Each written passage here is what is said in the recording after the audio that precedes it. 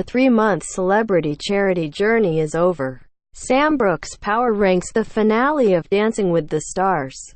Can I just say what an honestly strange event the last episode of this kind of reality show is? It's 1 hour and 59 minutes of edging, with as much padding and promotion for the network's upcoming big shows, The Block, West House or Fireside or whatever they're called, as they can possibly shove in. The scores don't matter. The judges might as well be spouting unconnected nouns and verbs, and we're seeing dances we've already seen. I'm not saying I don't enjoy it, but man, it's a weird ending, the only highlight really being the chance to see some judges doing some every good dancing. Anyway, it's been good to do these recaps again. See you here in 2020, if the dance studio isn't underwater or on fire or whatever hellscape we're going to be in a year's time. Climate emergency, you guys. Oh, William, you were a wild card of a reality show contestant.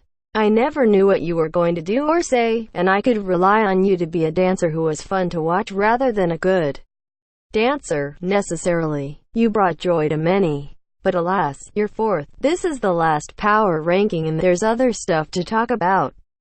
Judges score, 29.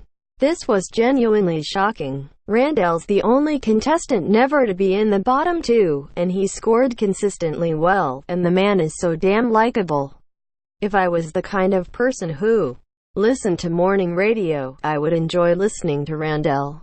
But, as it is, I am not a fan of morning radio, and I will likely never hear Randall's voice again. These are the days of my life, if not yours. If anything, it's a good indicator that someone being in the public eye every day has a pretty good chance of doing well on this competition, especially if they're inclined to be a good dancer anyway. Judges score, 30. Look, the kindest thing I can say, and I truly mean this, is that Laura's first dance made me consider Iris not to be a total rooster crow of a song. To get real, though, there's a definite satisfaction in seeing Laura get to the finale, like a true completion of an underdog narrative arc.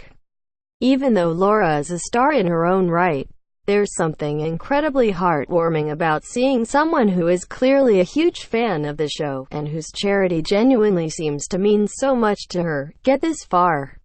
And not just because she wanted it, but because she's very good. Dreams can come true, y'all. And not just the scary ones where you lie in your bed for half an hour after you wake up wondering if that was real or not.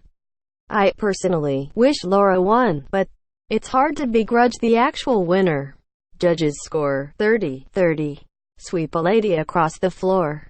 It's been fun getting to know Vachu via this season. I wasn't super familiar with his turns as a cast member of Boost Mobile Warriors, and he seems like a fun guy with a laugh that lightens up the world. And, honestly, there's something to be said about seeing a league player win this competition. One of the things that Dancing with the Stars does well is put men in a place where the public can see them get emotional, be vulnerable and engage with an art form that is traditionally seen as feminine, and do so without being judged for it. Except, you know, the part of the show where they judge him. Genuinely, the more we see men who the country idolize, do this, the better it is. There's no doubt that narrative is what helped Manu get to the top of the competition, and that narrative shows that there's value in silly competitions like this.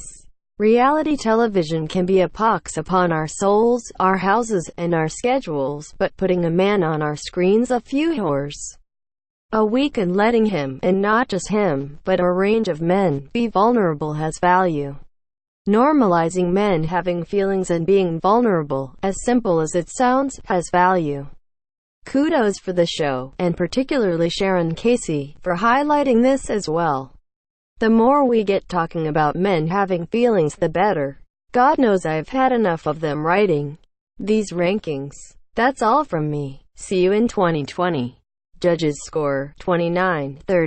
Oh, also, he won.